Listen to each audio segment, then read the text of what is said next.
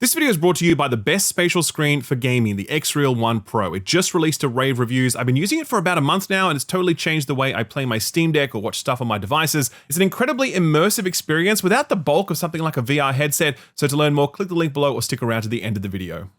Gamers, we are just about to hit the summer drought, and I, for one, cannot wait. It's been a huge 2025 so far, and I'm sitting on a healthy backlog that I need to work through, including a Death Stranding 2 review, which is coming very soon. I've rolled credits, I've written up about 3/4 of the script, and it's likely being edited over the weekend, so do look forward to that. But yeah, after that, it's a little quiet. Donkey Kong next week will be fun, no doubt. A Destiny 2 expansion next week as well. Man, that really snuck up on us, didn't it? Then there's that Wu Chang Fallen Feathers game, which is looking alright if you're chasing yet another Souls-like experience. Hey, did you guys see that Mafia Old Country footage that went out? It's looking a little rough, but it is being priced at a discount, so I think 2K are trying to set the right expectations around that one. Tell you what I'm personally looking forward to the most over the next 2 months, Sword and the Sea, the next game from the art director of Journey, who also went on to make Pathless. Played that at Summer Games Fest and absolutely loved it. Consider that an early put this on your radar shout out. Anyway, that's everything that's going on with me, but I do have some pretty exciting news dropping next week, so stay tuned for that one. For now though, let's say we check out this week's headlines. The fallout continues after Xbox's recent round of closures, cuts, and cancellations. And not the good fallout, mind you,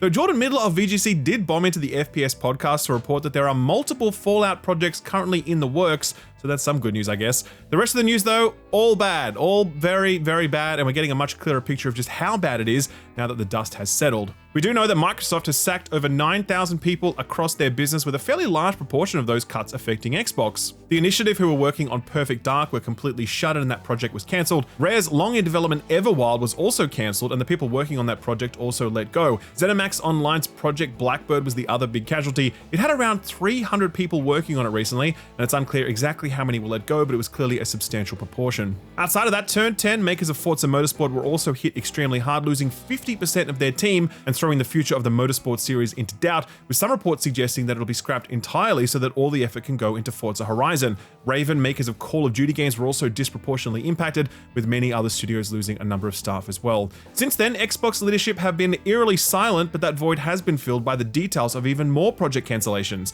The big one was at Romero Games. So we know that John Romero, one of the co-creators of Doom, and his wife Brenda Romero were leading a studio to make a new shooter. What we didn't know, and what still has not been technically confirmed due to legal reasons, is that Xbox were publishing that game, and they were paying the salaries of around 100 developers working on it. In a Twitter post, Romero announced, quote, "Last night we learned that our publisher has cancelled funding for our game, along with several other unannounced projects at other studios. We hit every milestone on time, every time, consistently received high praise, and easily passed all our internal gates. We are incredibly proud of the work being done and the talented team behind it, the best work we've done," end quote.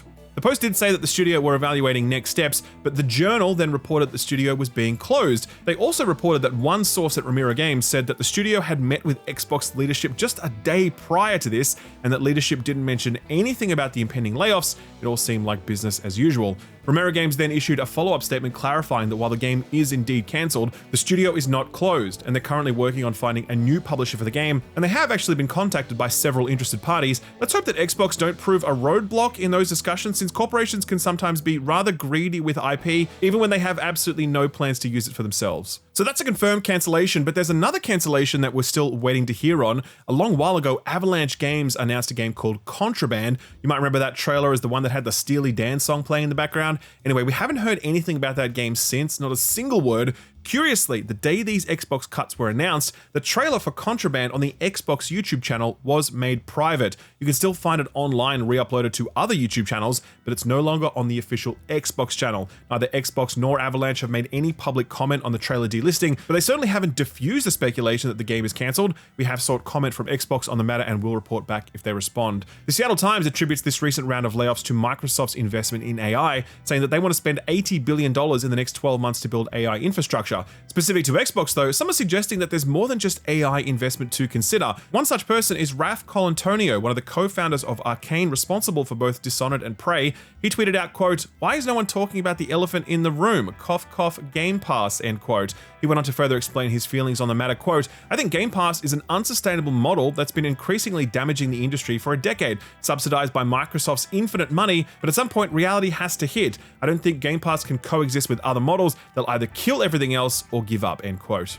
It was a sentiment supported by Michael Dowse, publishing director at Larian Games. Quote, "What happens when all that money runs out? It's the most vocal concern in my network, and one of the main economic reasons people I know haven't shifted to its business model. The infinite money thing never made any sense," end quote. This in turn set off even more discourse. Christopher Dring, who heads up a publication called The Game Business, replied to a completely separate tweet and said, quote, "I asked for clarification on the Game Pass is profitable claim and was told that no first-party costs are included," end quote. So this really kicked up a bit of a storm because there were actually a few different ways to interpret what he wrote. One way many people were interpreting it was to suggest that Xbox doesn't give any consideration to first-party development costs or opportunity cost on first-party releases when it comes to Game Pass. So it's profitable if you only look at what it costs Xbox to acquire third-party content.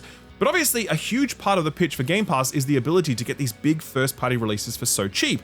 Like, Call of Duty is on there, and that costs hundreds of millions of dollars each year to make. And if Xbox aren't assigning at least some of those development costs and all of the lost box sale revenue when they're calculating Game Pass's profit, then that seems like a pretty disingenuous calculation. Anyway, like 2 days of fighting on Twitter ensued before Dring issued a follow-up. Quote, "Sources have reached out to tell me that even when you include lost revenue associated with first-party games, not just unit sales but microtransactions, Game Pass is still profitable. So that's great," end quote. Many people wondered aloud, why do people care about this? Why do people care how much profit a multi-trillion-dollar corporation is making on one of their products, especially when that product is actually really good value for the consumer? Well, the reality is that Game Pass is reshaping the industry. It absolutely is. It's fundamentally changed the buying habits of Xbox fans, and it's had a profound impact on the indie scene and game discovery. It's also inextricably linked to some hardware, since things like Xbox Series X consoles are basically pitched as a cheap entry point into Game Pass. There's a lot being reshaped around this product, and if that product is a big loss leader that might suddenly disappear if Microsoft were to ever grow unhappy with it, then that's going to have a pretty massive flow-on impact across the rest of the industry. It's the reason why it was smart to pay attention to the growth of Spotify and Netflix. They reshaped their industries, and in the case of Netflix, I don't think anyone could argue that it was for the better,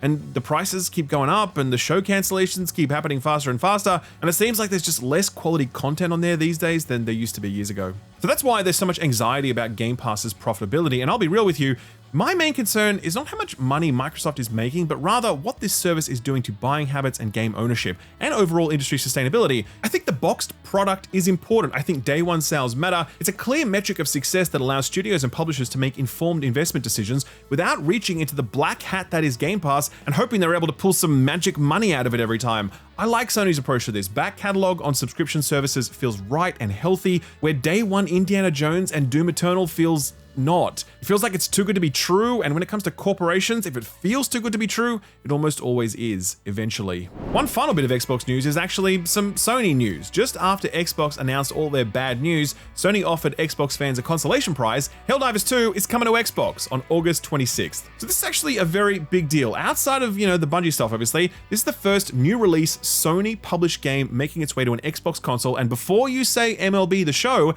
actually, that's technically published by MLB themselves, even though Sony owns the studio that makes that game. So this is actually a big turning point. For over 2 decades, these two companies have been at war with one another, and exclusives have been the primary ammunition. Obviously, Xbox waved the white flag in the exclusives war last year, and that's why we've seen so many Xbox titles arrive on PlayStation, with many more to come in future. But Sony had showed no signs of softening in their stance. Or have they? Obviously, they became multi-platform some time ago, porting their games to PC months or sometimes years after the initial release on PlayStation consoles. Separate to that, Sony has long pursued a simultaneous multi-platform approach to its live service releases, with the likes of Helldivers 2 launching on PC and PS5 at the same time. Then, of course, you've got the Bungie stuff. They bought that studio, and they certainly didn't impose any exclusivity requirements on it. Destiny is still on Xbox. Marathon will ship day one on Xbox, if it ever ships at all. Then we've also got Lego Horizon, which actually shipped on the Nintendo Switch last year. A lot of people missed that one since that game certainly didn't make too much of a splash. So Sony have been softening their stance, but this news hits different. This is not one we were expecting, and frankly, I do think it signals a shift, but not for the reasons that many are suggesting. I don't think this is just explainable by the fact that Helldivers 2 is a live service game and that Sony want to maximize live service revenue. I think there's a bit more to it than that. I come back to the reveal of the ROG Xbox Ally. That thing is a PC, and it will let you play PlayStation games on it because you can play PC ports of first-party PlayStation games. I look at the recent update to the Xbox PC client, the one that lets you add Steam games to your game library and boot them up right there from that app. Most importantly, I look at Sarah Bond's recent announcement of next-gen Xbox hardware, where she says Xbox won't be limited to a specific storefront and that Windows 11, not Xbox, will be the #1 destination for gaming. TLDR, the next Xbox hardware is going to be a PC, and all Sony games will be coming to Xbox hardware because Sony ports their games to PC. Personally, I look at this Helldivers announcement as Sony just adapting to this new post-console war reality. They won. Xbox lost. Future Xbox hardware is going to be a PC, so Sony may as well begin the work of expanding its footprint across the Xbox ecosystem so they can sign more people onto the PSN and build the value of their franchises with a new audience, before that audience inevitably migrates over to either PC or PlayStation hardware. I would not be at all surprised if we saw a few more first-party Sony games make their way to Xbox this generation, and not just the live service ones, mind you. Definitely not day one, but like, why not bring God of War to Xbox at this point? You think people are going to rush out to buy an Xbox to play that? All that does is introduce that franchise to Xbox holdouts so that maybe they cop to buying a PS6 next generation so they can play the next game in the series day one. Either way, they're eventually going to be playing God of War on the next-gen Xboxes because the next-gen Xbox will be a PC. It's a whole new world, man, and everyone's playing by different rules, except for Nintendo, of course. They're still kicking it old school, and honestly, we wouldn't have it any other way. Turning to some EA news now, and they're surely getting ready to start turning the hype crank on their upcoming Battlefield game, which is due to drop sometime between now and March next year. Sadly though, the behind-the-scenes chatter is not looking great. This report actually comes courtesy of Ars Technica, who covered a lot of ground and did a great job while doing it, so be sure to check out their full write-up. It's very lengthy and very in-depth, well worth a read. It certainly doesn't inspire a lot of confidence in the next Battlefield though, as it claims that the project is currently beset by production issues, culture clashes, brutal work conditions, and completely unrealistic targets from EA leadership. Where to begin with this one? Jesus. Well, the starting point is probably Battlefield 2042. That very famously did not go well, prompting EA to completely restructure the franchise's development model and senior leadership. Vince Zampella, one of the fathers of Call of Duty and Titanfall and Apex Legends, was appointed as a senior leader on the franchise, joined by one Byron Beede, who had previously been general manager for Call of Duty and Destiny back in the day. They were joined by Marcus Leto, one of the people responsible for the creation of Halo, so it was a bit of a star-studded cast. But as all too often the case with these sorts of stories, prior success is not an indicator of future performance. Marcus Leto was to lead a newly formed studio called Ridgeline Games, who were responsible for the next Battlefield single-player component, but that never came together, leading EA to shutter the studio in February of last year. The work of the campaign was then farmed out to 3 separate studios who had to basically begin the process from scratch, and you simply cannot build a single-player campaign for a game like Battlefield inside of 2 years. So the current state of the single-player campaign is in serious doubt if EA still intends to ship Battlefield this fiscal year. The rest of the project, which includes Battle Royale and more traditional Battlefield game modes, is further along than the single-player component, but Ars Technica are reporting that multiple sources suggest that the game is being waved through stage gates while missing critical features, forcing certain teams to play catch-up while throwing the whole project into disarray. One source said, quote, "I did not see robust budget, staff plan, feature list, risk planning, etc. as we left Gate 3. In the way EA usually works, these things would all be expected at this stage," end quote. There were even claims that certain people are being excluded from the production process for raising concerns around all this stuff, as management seemed desperate to ram the game through the same way they did for Battlefield 2042, and we all know how that launched. This has understandably, allegedly resulted in some pretty tough conditions for the staff, leading some of them to exhaustion or burnout. One source said, quote, "There's I would hesitate to count, but a large number compared to other projects I've been on who have taken mental exhaustion leave here. Some as short as 2 weeks to a month, some as long as 8 months and 9, end quote. With EA still barreling toward a release date this fiscal year and the game reportedly being behind schedule, you can't imagine that workloads are going to get any easier anytime soon. An interesting angle to this report was a cultural one. See, Battlefield has always been led by DICE, based in Sweden. It was the franchise they created, and even though EA owned it, DICE directed it. DICE were its stewards, applying a very Swedish model of leadership and project management. Now Battlefield is led by Americans living in LA, and the different ways of working have created a bit of culture clash for a studio that's been very used to doing things a certain way for over 20 years. All of this stuff is amplified by the incredibly high stakes that EA are imposing on this franchise. The budget for the next Battlefield is reportedly meant to be $400 million, but Ars Technica are reporting that production issues have seen that budget balloon well past that figure. Imagine a Battlefield that cost EA $500, $600, or $700 million to make. How do you think that's going to affect their plans to monetize this thing? One thing we do know from this reporting is that EA leadership are aiming for 100 million players for the next Battlefield game, inspired by player milestones in games like Call of Duty and Fortnite. The difference though is that Battlefield has never been that sort of game. It's always been a game for a certain type of FPS player, not for all the FPS players. That's why the series has peaked at 30 million players with Battlefield 1, with other releases achieving significantly smaller player counts. An executive might look at Battlefield and think, hey, that's just like Call of Duty, but it's really not. It's very different, mostly owing to its smaller, older player base. I really worry how much EA might try to change Battlefield as it seeks out that new, bigger audience. They tried to make some of those changes in 2042 and they all sucked. I really don't have much faith in EA's decision making with regards to this franchise if the thing they're aiming for is a number that seems completely unrealistic. And indeed, the Ars Technica report says that absolutely no one working on this game has faith that they can hit those sorts of numbers, and it's all being driven by EA leadership as they try to drum up investor excitement. I don't know, man, none of this sounds good. It really does sound like 2042 all over again, only now EA have even more invested, have even loftier goals. I shudder to imagine what happens to DICE and the other supporting studios if this Battlefield doesn't land, so I really do hope they're able to pull it together in time, or more specifically, I hope that EA give them the time they need to get the game to where it needs to get to. But hey, it's EA we're talking about here, so I think we're more than justified to be at least a little bit worried. And finally, here's a really crazy story courtesy of Jason Schreier of Bloomberg, along with a follow-up statement from the company involved confirming his original reporting. So, developer Unknown Worlds makes Subnautica, still the best survival game of all time for my money. Maybe tied with Valheim, but they're clearly doing very different things. Point is, Subnautica is incredible, and it was so incredible that Korean-based Krafton bought the studio for $500 million, which in itself is completely insane. Apparently, Subnautica sold 6 million copies, and yet their studio is valued at $500 million? What the fuck, man? Anyway, after the acquisition, the studio announced that they were working on Subnautica 2, and it was due out into early access later this year. Last week, though, all of a sudden, Krafton fired the studio's 2 co-founders as well as the studio's CEO. They offered no explanation for why they sacked them, and so everyone was just left wondering. Now Schreier is reporting that he has reviewed sales documents for the studio and reports that Unknown World staff were up for a $250 million bonus if the sequel met certain revenue targets by the end of 2025. And obviously, the studio can't meet those targets if the game isn't released in 2025, and apparently that's exactly what's happening. It's been officially delayed into 2026, with new management saying that Krafton didn't agree with the assessment that the game would be ready to launch into early access this year, while the ousted management assert that it absolutely would have been ready. When asked about this in a town hall meeting, newly appointed studio boss Steve Papuzza said, quote, "The desire of Krafton is to have the very best version of Subnautica 2 available for its early access. While yes, the software that everybody worked on is in a great spot and felt like it, hey, we should launch this, that wasn't where both parties aligned around. It's never been told to me that they're making this change specifically to impact any earnout or anything like that," end quote.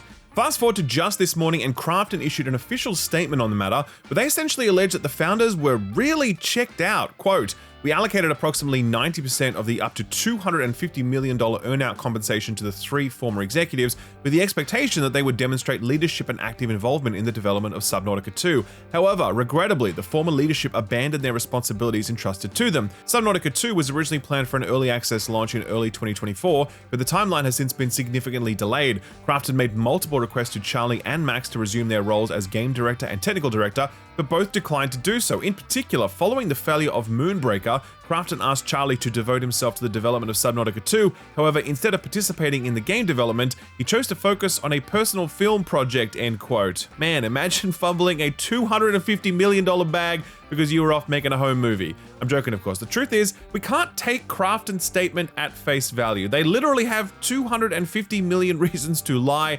I'm not saying they are lying, I'm just saying that we should wait to hear the other side of the story too, as well as the perspective of staff, because they're very likely going to be able to confirm whether or not Krafton's allegations are true. I do suspect we'll hear lots more about this story very soon, so do stay tuned.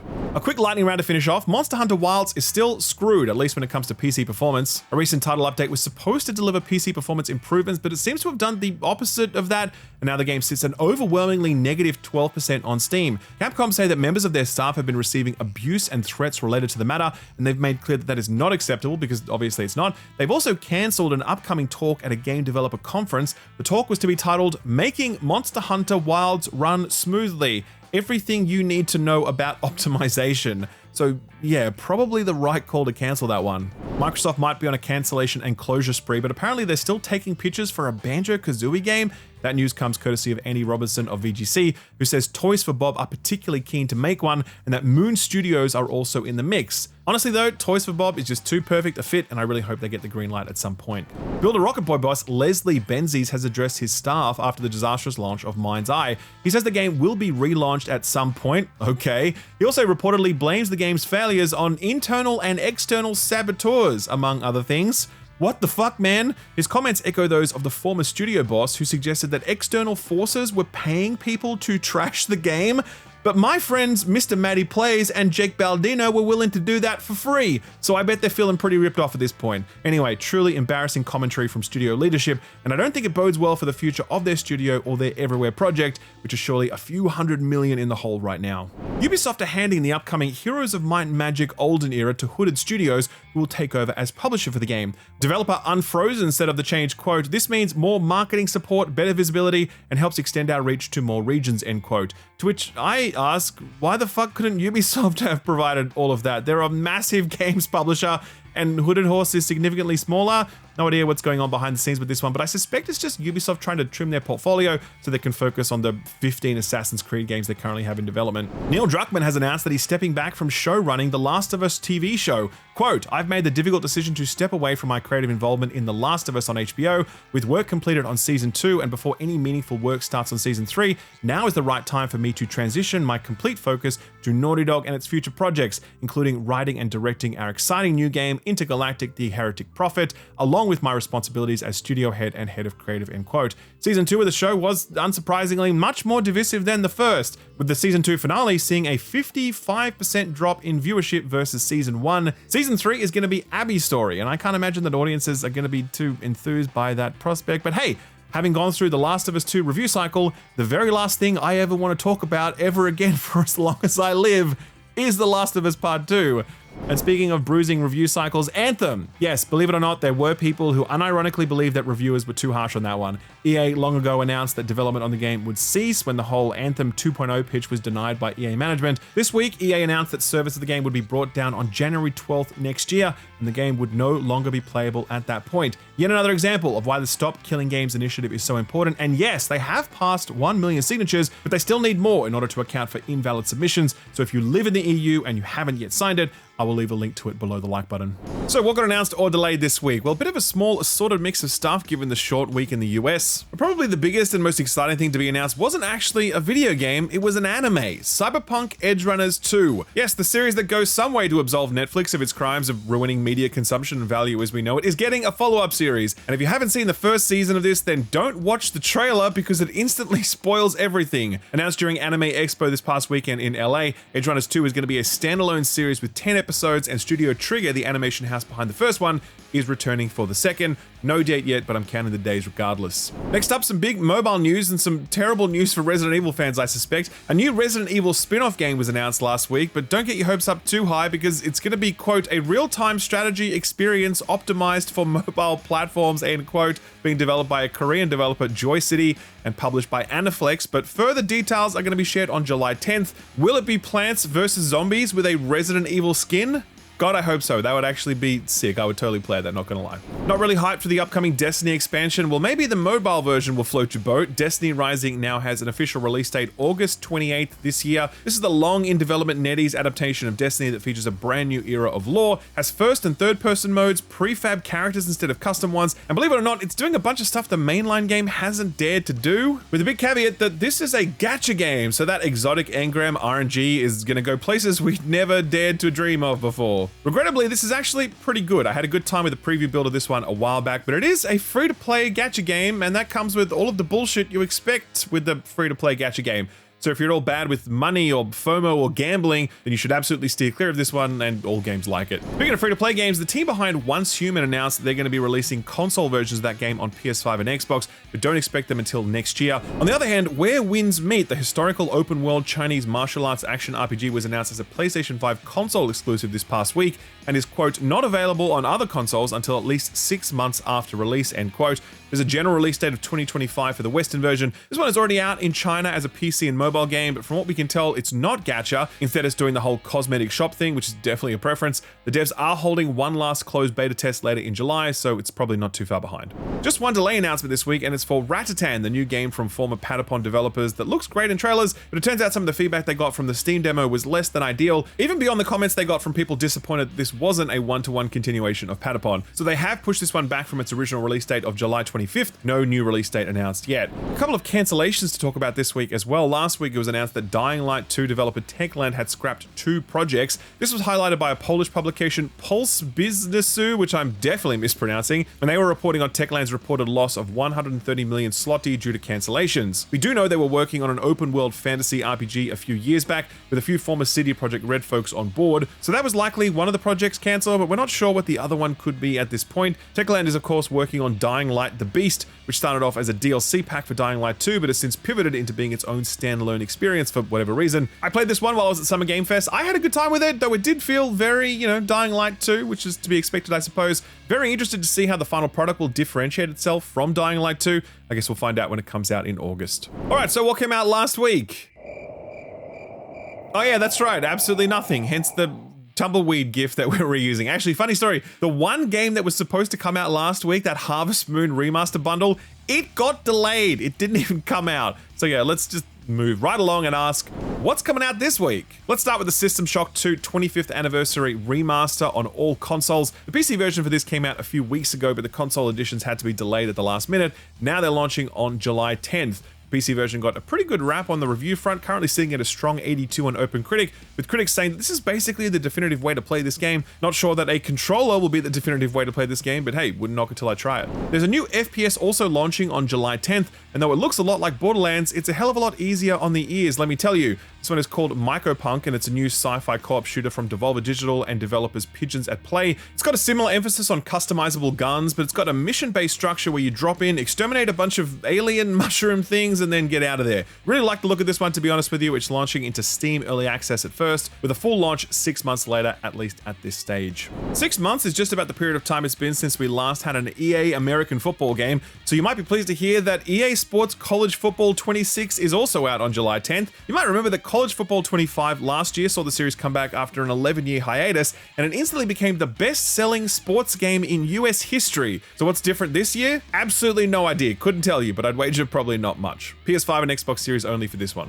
Moving right along now to the last one for Thursday, Patapon 1+2 Replay is coming out on PC. All those people complaining to the Ratatan team for making something new, this is the game you want right here. These were of course the rhythm-based action strategy games that were developed at Sony's Japan studio when they still focused on making bangers that were exclusive to the PSP. Bandai Namco has now picked up the rights to remaster and re-release these for PC, Switch, and PlayStation 5. Jumping over to next week, and Tuesday the 15th of July, we've got Eric's Home: The Stolen Dream coming to PC, PS5, and Xbox Series consoles. This is that top-down real-time strategy game set in early 1900s Scandinavia. You play as a woman searching for her lost brother in what feels like a mix of Plague Tale and Commandos. That's a great combo right there. Another notable thing about this one, it looks really nice, certainly better than you'd expect from a game in this genre, and it has a really big emphasis on cinematic style storytelling to drive its narrative. Been on my personal radar for quite some time now, definitely worth checking this one out if it at all interests you. Also out on the 15th, the PS5 and Xbox Series versions of Ready or Not, the first-person tactics shooter that's been out on PC for about a year and a half now. This one has had a bit of noise around it in the past few weeks,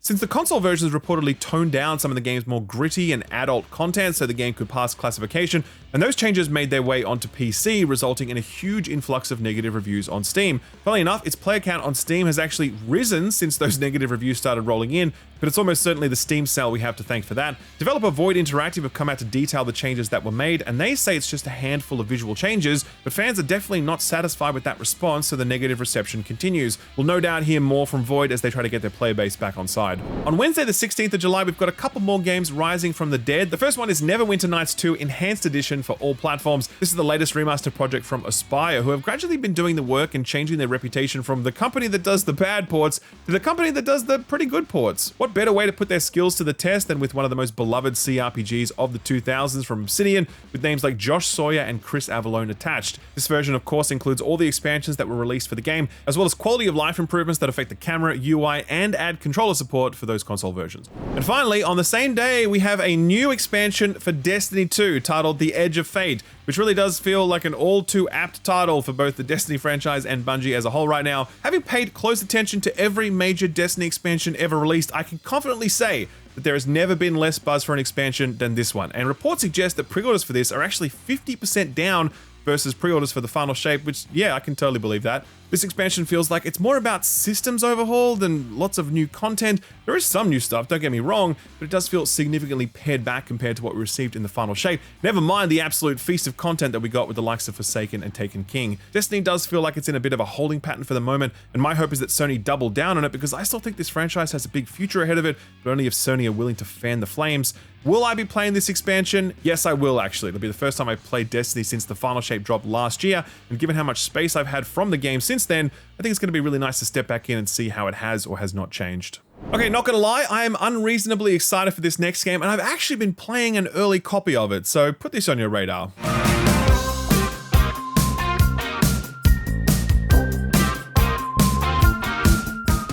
This is Kaizen, a factory story, and it's a new automation game from a bunch of folks who used to make up a developer called Zachtronics.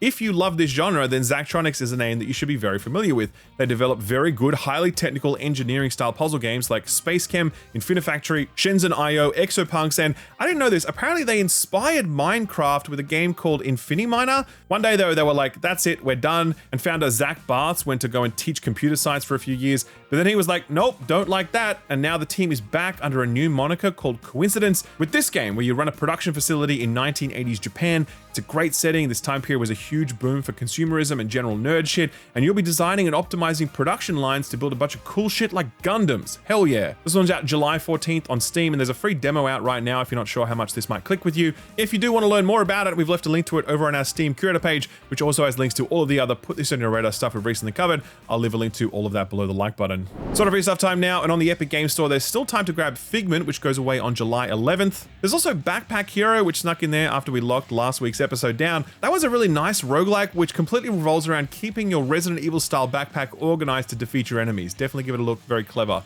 Once those two are gone, you'll be able to grab Figment 2 Creed Valley, just in case you really dug the first one. And joining it is a game called Sky Racket, which is a modern retro throwback game that's kind of like a hybrid between a shoot 'em up and an Arkanoid style brick breaking game where you bounce the bullets back to the enemy. Some very positive reviews for that one over on Steam. It's got co-op to boot. In case you haven't visited a major video game website lately, you might have missed that it's Prime Day right now, which goes for about a week because there's no rules in society anymore. As part of that, Amazon are adding a few free games to their previously smaller July lineup. There are some good ones here too. You got a gold code for Star Wars Jedi Knight Dark Forces 2, which is basically the best lightsaber game for quite some time back in the day. And then you've also got Epic Game Store codes for Football Manager 2024, Amnesia The Dark Descent, and Marvel's Midnight Suns, which was either really cringy or the best Marvel story ever, depending on who you ask. But regardless of what you think about the story, it was still a really fantastic strategy game, definitely worth checking out, especially given the price tag, which is, basically free. Our feel-good story for the week is of the more spiritual variety. Recently, the Catholic Church elected a new pope, Pope Leo XIV. He's younger than your average pope at a sprightly 69 years old.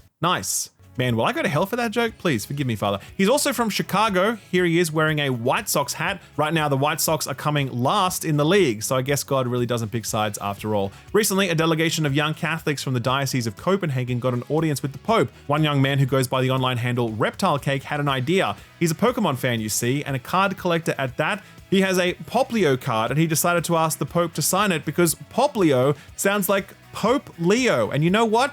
He's right. Great call, my man. Various Christian denominations have declared Pokemon evil and satanic in the past, but I guess Catholics are cool with it because the Pope was more than happy to sign the card. When asked if he plans to get the card graded, Reptile Cake replied, quote, "Nope, I never intend to get rid of the card. It's my personal artifact and I will cherish it in sleeve and one-touch UV slab. I will not risk the card being damaged or lost in transit," end quote. I am really sensing the setup for the next Indiana Jones game right here, so Machine Games, I hope you're paying attention. All right, that is the show for the week, so thank you for sticking right through the end. The YouTube algorithm loves it some watch time, and you just gave it a healthy serve. You know what else it likes? Likes, the like button, it's right there, so why not give it a quick press and be sure to subscribe and ding that notification bell. Don't forget, we're also over on Spotify, so be sure to follow us there too. I'm off to finish that Death Stranding 2 review now, so wish me luck, and then I'm going to sit on the couch and play some Steam Deck with my XR1 Pro glasses. What are those, you ask? Well, stick around, stay a while and listen.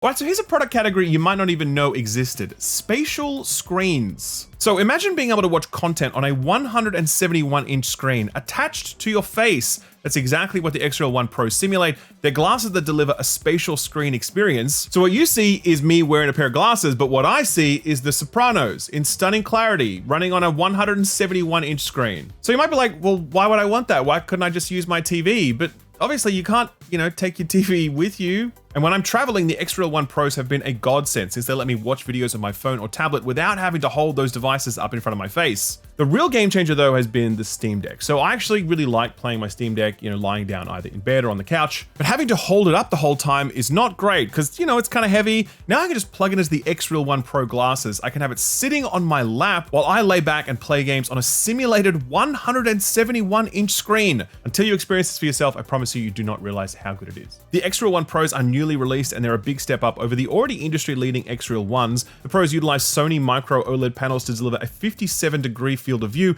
700 nits of brightness, great glare reduction, and sleeker, thinner optics than ever before. Their X1 spatial computing chip allows you to either float an image so that it stays in your field of view or anchor it in place. Plus, the optional XReal Eye add-on allows for 6 degrees of freedom, meaning you can get up and walk away from an image that you've anchored in place, and when you come back, it'll be right where you left it. They have inbuilt speakers which are powered by Bose and provide excellent sound quality and volume, and the adjustable arms and nose pads mean you're going to be able to find a really comfortable fit. Whether it's consuming movies or TV shows on your devices, using it as a virtual monitor as you work, or as a way to deliver immersive and comfortable experiences when playing portable consoles, the XR1 Pro really delivers. Don't take my word for it though, go and check out some reviews for this. Honestly, just do a quick Google, you'll find tons of reviews, non-sponsored, from people who just love this thing. Like, it's really got a fantastic rap from tech reviewers, and it's really well deserved. As I said, I've been using it for the past month, absolutely loved it. It's changed the way I've consumed content and played my Steam Deck, and I have no plans to stop using it anytime soon. So if you want to grab one, then click the link through to their website or check the likes of Amazon or a local retailer to grab a pair right now.